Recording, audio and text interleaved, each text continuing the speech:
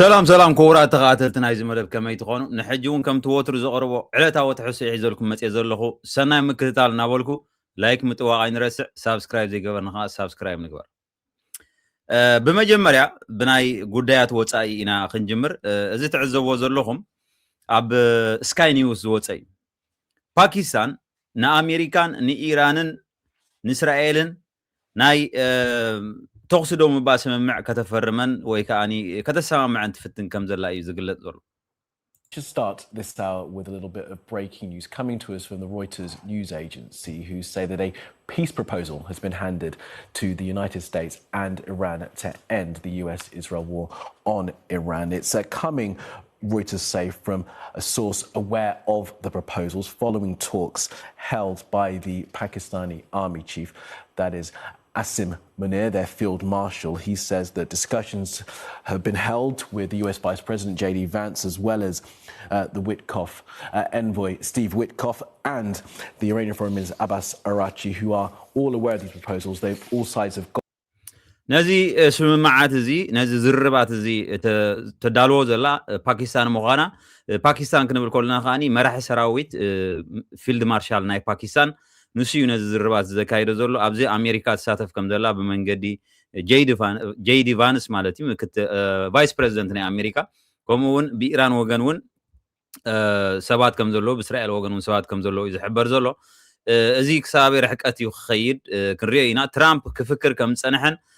تي بروبوزال قدم حجي قريبو له زنبره دحر حموشته معالتي نحموشته معالتي خنا حاسبولو غزي هاونا كم زبولوهم ايران ترامب جن حموشته معالتي نويح بمبال نتي بقدما يزفرس زرأنا يو بينتو كم زفرسو رينا مالتي بعلو زبولو ايزي حجي خا زرب زي نابي غوتيو خيد نرى and Reuters report that if agreed, the plan will lead to an immediate ceasefire, the reopening of the Strait of Hormuz, with a final agreement due in 15 to 20 days. Reuters also say that. سلازي إذا سمع عزي وتصيتاو خوين اندحر تراخيبو تي وشمت هرمز ملو بملو كخفاتيو ناي تخصي دومو باس من معكا كفرمي إذا نجرزي وقعوا نخون كعصرت عام الشخص على 20 معالتات كوسترلو كم زخيل يزرب. There is a two-tier deal involved in this, with a ceasefire first, so a pause in hostilities, and then a final agreement. That pause in hostilities, the plan to end it, needs to be agreed on Monday. Remember, Donald Trump has set that deadline of 8 p.m. US Eastern Time on Tuesday, before he says that he will bomb Iranian power plants and bridges and other infrastructure if Iran doesn't open the Strait of Hormuz and acquiesce to some of his. كم زي سمعنا يو انتايو ترامب صحافون يرو تمالي انتايلو نيرو كساب سولوس كساب صباح مالتي كساب صباح اندحر وش مط هرمز زي كفي تمو بعلوك زخنا قالات تتقيمي خمس زرعنا يو ولا موداتاون ريخم ويخم مالتي شرحونا مسلمنا غيرو غلي نتي صحفه وديو نتي بينتوتاتن استفلالينا الكتريك ممنچوي مدبراتن كعنو مخان تزاريبو نيرو سلازي اذ نغرات زي حجي نسمعو زلنا بؤوز تدفقو كخون خالي مخنياتو ترامب خغورو يخاليو قدم حجي زبولو كل يغورو سلازلو غورو خم زغلني ايران سغات فتير لالو مالتي حزباوا اغلغلوت زهب تكالات اندحر عانيخا ولا كوينات سعير كاسي دحري نابي خا زبل حتون اشغاري demands. The proposal as well, Reuters report, includes Iran foregoing all nuclear weapons. Remember, one of the main bases of the war is said by the US and Israel that Iran can never have nuclear weapons. Iran will receive relief from sanctions. Remember, Iran has been under heavy sanctions from the United States and other countries for decades. أبتسم مع كال زاتو انتهى يزلو إيران زنا نيكولر منشاو نبومبا تواحير زمنشو نيكولر زي ملو بملو دو نخطبلو زتفل عليه معك قراتات أبل على إيران تنبيروز أنا خاني لا مالتي زخاني أكلنا يتسمع كم زخونة يزحبر. And there will also be the release of frozen assets held by Iran that have been frozen as a part of the attempt to freeze out the Iranian regime from global markets. So that plan shared with both sides after discussing. ዝተፈላለየ ደስኪሉ ዘሎ ኣዛሕቲሎሞ ዘለዉ ገንዘብ ክኸውን ይኽእል ዝተፈላለየ ንዋት ናይ ኢራን እውን ኣካል ናይቲ ስምምዕ ኮይኑ እቲ ስምምዕ እንድሕር ፀዲቑ ንሱ እውን ክፍትሓላ ምዃኑ ኢራን እዩ ዝሕበር ዘሎ ዶናልድ ትራምፕ ነዚ ስምምዕ እዚ ከመይ ይቕበሎ እንታይ ይኸውን ቀሲልና ክንሪኦ ኢና እስራኤል ከ ነዚ ክድግፎ ድያ ዝብል ሕቶ እውን ካብቲ ኣዛራቢ ኮይኑ ዘሎ እዩ ካልእ ቅድሚ ናብ ናይ ሰሜን ኮርያ ፕሬዚደንት እውን ኣብ ሰዓት እዚ ዳርጋ ሙሉእ ብሙሉእ ካብ ናይ ኢራን ጎኒ ይርሕቕ ከም ዘሎ እዩ ዝሕበር ዘሎ ምስ ኣሜሪካ እውን ስምምዓት ገብር ይደሊ ከም ዘሎ ይሕበር ኣሎ ብዛዕባ ፅንሕ ኢልና ክንመፅእ ኢና መጀመርያ ግን እዚ ኣብዚ ትሪእዎ ዘለኹም ካርልሰን እዩ ዝበሃል ትሪእዎ ዘለኹም ታከር ካርልሰን ዝበሃል ፍሉጥ እዩ ፍሉጥ ጋዜጠኛ ናይ ኣሜሪካ እዩ ክሳብ ሩስያ ከይዱ እውን ምስ በዓል ፑቲንን ገለን ዝተዘራረበ ሰብ እዩ ትዝክሩ እንድሕር ኮንኩም ኣብዚ ሰዓት እዚ እንታይ እዩ ዘሎ እቲ ዩኒፖላር ዝበሃል ወይ ከዓ ናይ ኣሜሪካ ግዝኣት ኢልና እውን ዕብለላ ኢልና እውን ክንገልፆ ንኽእል ኢና ኣብዚ ሰዓት እዚ ከም ዘብቅዐ እዩ ዝዛረብ ንባዕሉ እውን ኣሜሪካዊ The point is that it's the end of something.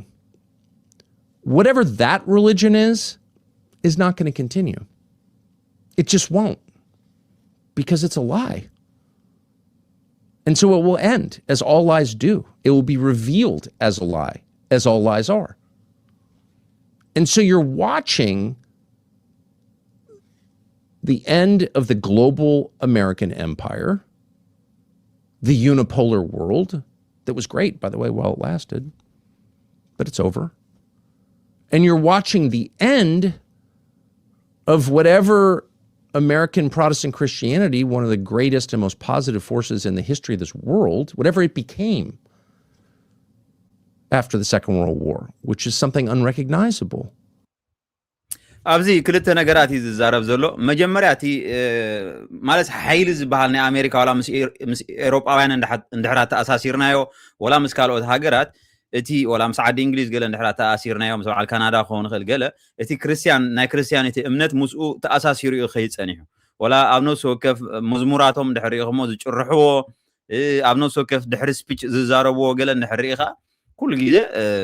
ክርስቲያን ዘማእከለ እዩ ነይሩ ስለዚ ኣብዚ ዝዛረቦ ዘሎ እንታይ እቲ ዕብለላ ዝበሃል ናይ ክርስቲያን የብቅዕ ከም ዘሎ እዩ ዝብል ዘሎ ኣብ ርእሲኡ ከዓ ተን ርእሲ ሓያላን ክበሃላ ዝፀንሓ ሃገራት ከም በዓል ኣሜሪካ ኣብዚ ሰዓት እዚ ስልጣነን የብቅዕ ከም ዘሎ ይዛረብ ኣሎ እዚ ነገር እዚ ሓቁ ድዩ እንድሕር ኢልና ኣብዚ ሰዓት እዚ ክትፈልጦ ኣዝዩ ኣሸጋሪ እዩ ኣሜሪካ ክሳብ ሕጂ ድሌታ እያ ትገብር ዘላ ወላ ሓደ ዝዓገታ ነገር የለን ሕጂ ናይ ኣሜሪካ ዕብለላ ኣብቂዕዮ ክንብል እንድሕር ኮይና ቀዳማይ ነገር እዚ ብምሉኡ መደበራት ናይ ሰራዊት ዘሎ ኣብ ዓለም ሙሉእ ተዘርጊሑ ዘሎ ንሱ ገለ ነገር ክንርኢ ክንክእል ኣለና ወይ ካልኦት ሃገራት ፍኒሕኒሕ ዝብላ ክመፃ ክኽእል ኣለዎን እቲ ዝዓበየ ኢልና ክንገልፆ ንኽእል ግን ዶላር እዩ ዶላር ዓለማዊ ባጤራ ኣህጉራዊ ባጤራ እዩ ስለዚ ዶላር ክሳብ ዘየብቅዕ ዶላር ከም ሓደ ስታንዳርድ ገንዘብ ናይ ዓለም ኮይኑ ካብ ከደሲ ማለት ኣሜሪካ ስቲል ዕብለላ ከም ዘለዋ ኢኻ ተረጋግፅ ማለት እዩ እዚ ነገር እዚ ቅድሚ ሕጂ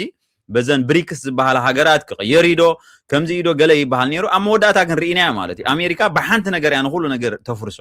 እዚ ከዓ ንነዊሕ ግዜ ዝፃዓረትሉ ኣብ ነፍሲ ወከፍ ተፈንጃሪ እናቐመጠት እያ ትኸይድ ንኣብነት ህንድን ቻይናን ክሰማማዕ ኣብ ዝኽእላሉ ደረጃ እንድሕር ኣንፈታት ተራእዩ ኣሜሪካ ዘዳለወቶ ፈንጅሎ ማለት እዩ ንዓኣ ዘይጎድእ ነተን ካልኦት ሃገራት ከዓ ኣንፃራ ንኸይለዓላ ወይ ነቲ ናታ ረብሓታት ንኸይጎድኦ ዝከላኸል ስለዚ ንዓኣ ምስ ፈንጀረታ እቲ ክበሃል ፀንሐ ኩሉ ግዜ ፋሕ ክብል ኢና ንሪኦ ማለት እዩ ስለዚ ትሪኦ ዘለኹም ታከር ካርልሰን ኣብቂዑ ይብል ኣሎ ግን ቀሲልካ ዝርአ እዩ ኣሜሪካ ግን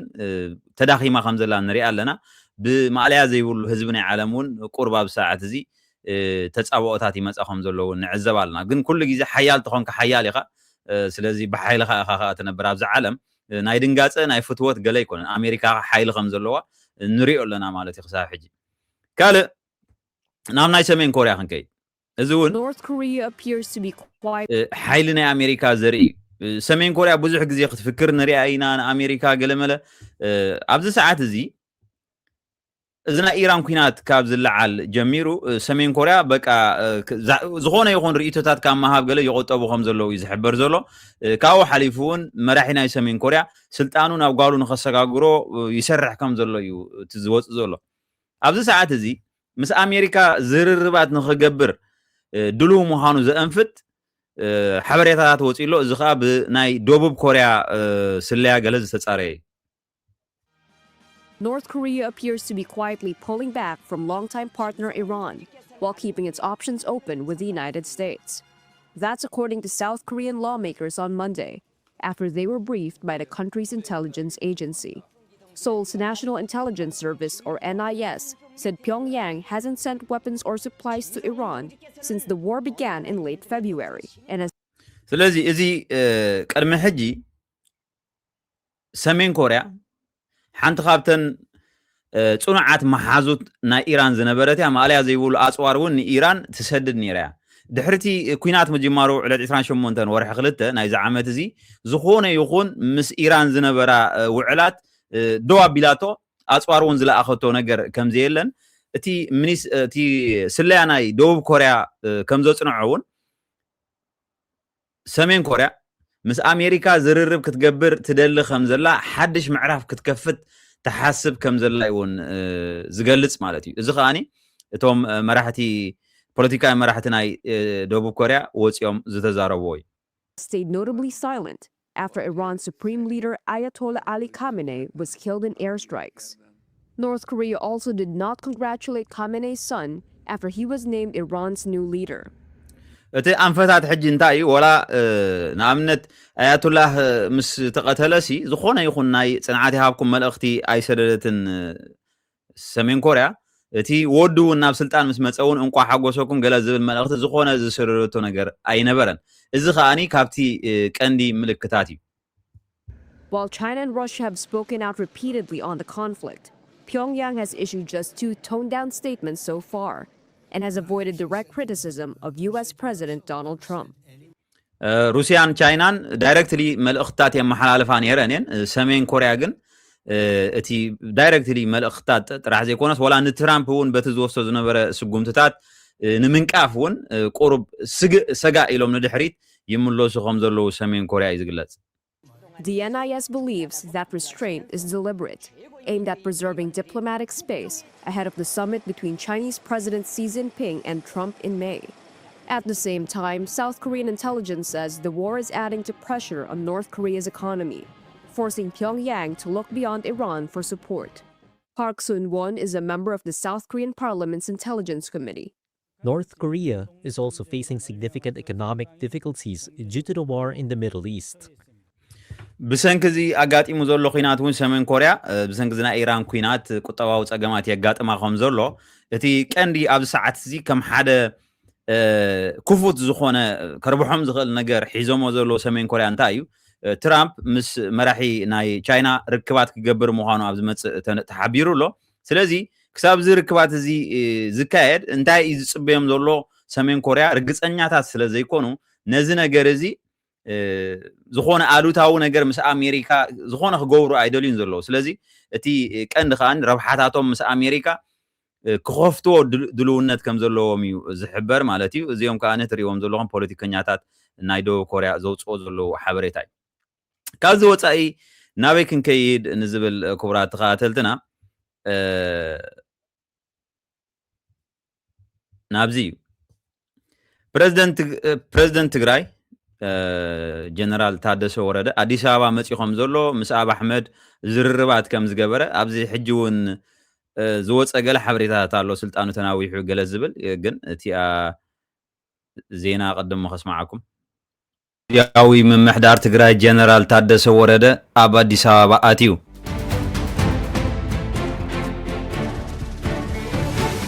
ፕሬዝደንት ግዚያዊ ምምሕዳር ትግራይ ሌተናል ጀነራል ታደሰ ወረደ ኣብ ጉዳይ ስልጣን ፕሬዝደንትነት ትግራይ ኣድሂቡ ንምዝርራብ ትማሊ ሰንበት ናብ አዲስ አበባ ከም ዝኣተወ ተሓቢሩ ምስ ፕሬዝደንት ቀረበት ዘለዎም ምንጭታት ከም ዝሓበርዎ ጀነራል ታደሰ ኣብ እዋን ዕደቱ ምስ ቀዳማይ ሚኒስትር ኢትዮጵያ ኣብ አሕመድ ከምኡን ላዕለወ ሰበስልጣን ፌደራልን ተራኺቡ ኣብ ጉዳይ ስልጣን ፕሬዝደንትነት ትግራይ ክዘራረብ ምዃኑ ይሕብሩ እቲ ብግእዝ ኣቆጻጽራ ካብ 30 መጋቢት 2017 ጀሚሩ ንኣስታት 1 ዓመት ኣብ ስልጣን ዝጸንሐ ጀነራል ታደሰ ወረደ ድሕሪ 3 መዓልቲ ስልጣኑ ከብቂዑ እንተወሳኺ 6 ኣዋርሕ ኣብ ተመሳሳሊ ቦታ ክቕጽል ወይ ካልእ ሰብ ክቕየር ክሳብ ሕጂ ኣይተፈልጠን ከም ገምጋም ገለ ውሽጣዊ ሓበሬታ ዘለዎም ሰባት ቀዳማይ ሚኒስትር አብ አሕመድ ጀነራል ታደሰ ወረደ ተወሳኺ ናይ ስልጣን ምንዋሕ ግዜ ክህቦ ከም ዝኽእል ይገልጹ።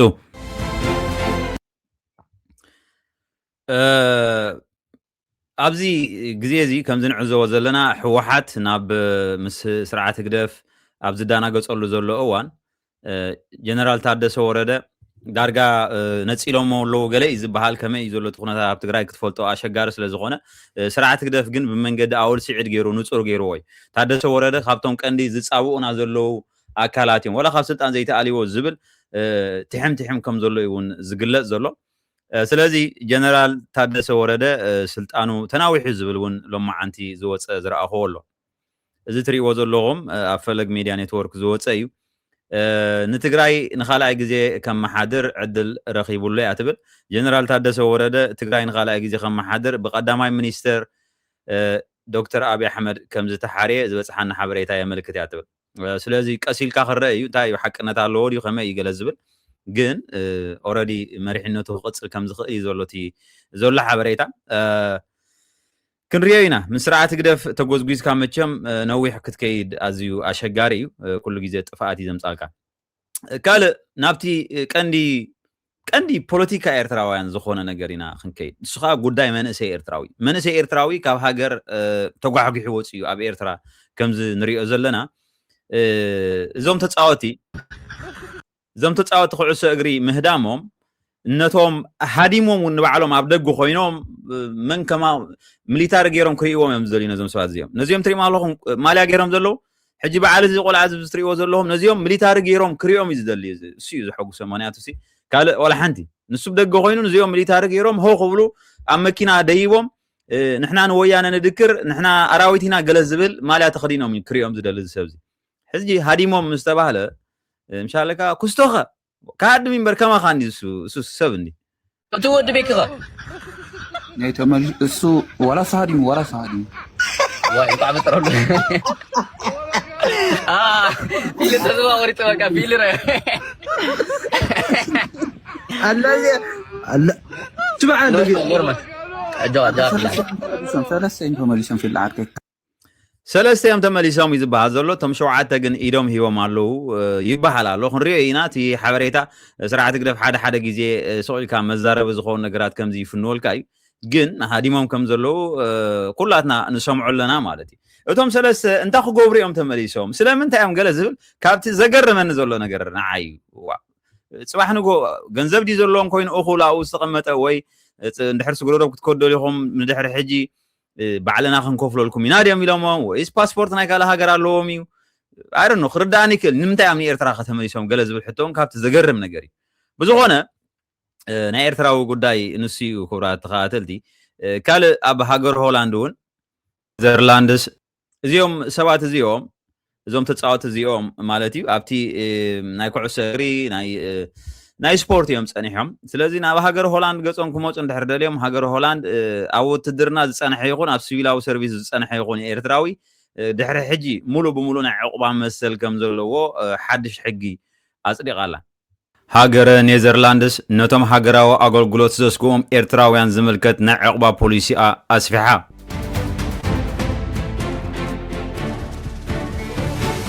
ኣብ ኔዘርላንድስ ሃገረ ሆላንድ ብምኽንያት ጉዱድ ሃገራዊ ኣገልግሎት ዕቁባ ዝሓቱ ኤርትራውያን ናይ መንበሪ ፍቓድ ንምሃብ ዘለዎም ዕድል ከም ዝሰፍሐ ተገሊጹ። እዚ ሓድሽ ናይ ፖሊሲ ለውጢ ብሚኒስትሪ ጉዳያት ዕቁባን ስደትን ባርት ቫንደንብሪንክ ዝቐረበ እዩ። ቅድሚ ሕጂ እቲ ቀጣዊ ዕድል ዕቁባ ዝወሃቦም ነቶም ንወተሃደራዊ ኣገልግሎት ዝሕፀዩ ጥራይ ነይሩ። እቶም ኣብ ሲቪላዊ ስራሕ ዝተመደቡ ግን ከጋጥሞም ዝኽእል ሓደጋ ብውልቂ ከረድኡ ይሕተቱ ነይሮም። ሕጂ ግን እቲ ኣብ መንጎ ወተሃደራውን ሲቪላውን ኣገልግሎት ዝነበረ ፍልልይ ተኣሊሎ። እቲ ሚኒስተር ከም ዝገለጾ ኣብ መንጎ ክልቲኡ ዓይነት ኣገልግሎት ፍልልይ ከምዘየለን ብመሰረት ጸብጻብ ሰበስልጣን ጉዳያት ወፃኢ ኣብ ክልቲኡ ኣገልግሎታት ጉዱድ ዕዮ ግህሰት ሰብኣዊ መሰላት ጾታዊ ዓመፅ ዓመፅን ስቅያትን ከም ዘጋጥም ተረጋጊጹሎ ብተወሳኺ እቶም ካብ ኣገልግሎት ዝሃድሙ ወይ ፍቃደኛ ዘይኮኑ ኤርትራውያን ብመንግስቲ ኤርትራ ተለልዮም ንማእሰርትን ስቅያትን ስለ ዝቃልዑ እቲ ናይ ዕቁባ ፖሊሲ ንዓታቶም እውን ክሕግዝ ተገይሩሎ ባርት ፋንደንብሪንክ ካብ ለካቲት 23 2026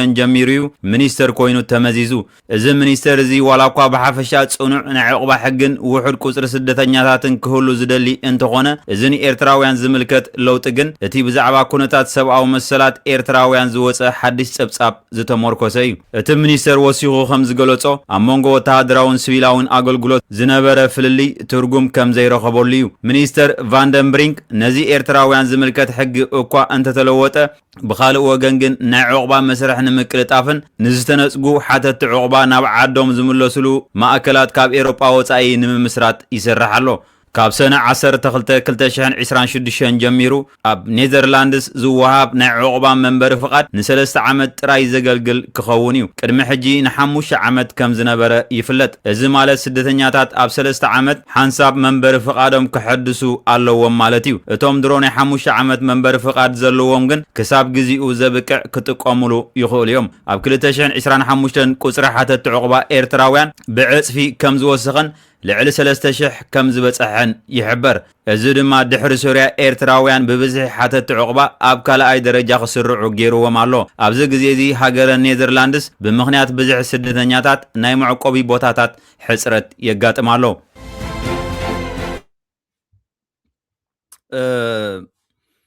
ሆላንድ ሲ